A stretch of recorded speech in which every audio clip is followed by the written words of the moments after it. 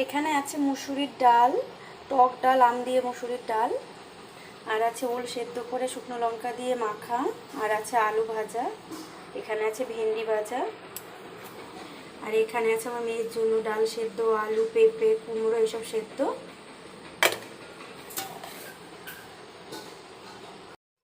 আর আছে কালো জিরে বাটা দিয়ে ইলিশ মাছ। এটা হচ্ছে কালো জিরে কাঁচা লঙ্কা বাটা দিয়ে, সর্ষে বাটার মতোই কিন্তু কালো জিরে বাটা দিয়ে ইলিশ মাছ।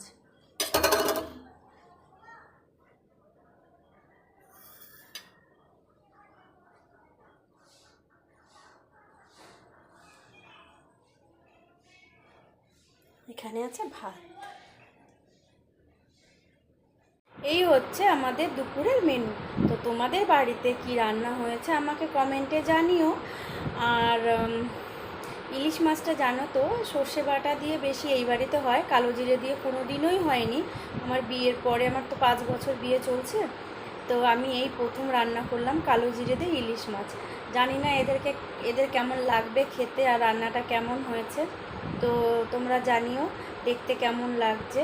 তো চলো টাটা, আমি এখন স্নান করবো, স্নান করিনি, ওপরে আমার ঘরে আসলাম নাইটি নিতে, তো স্নান করবো, তো চলো টাটা।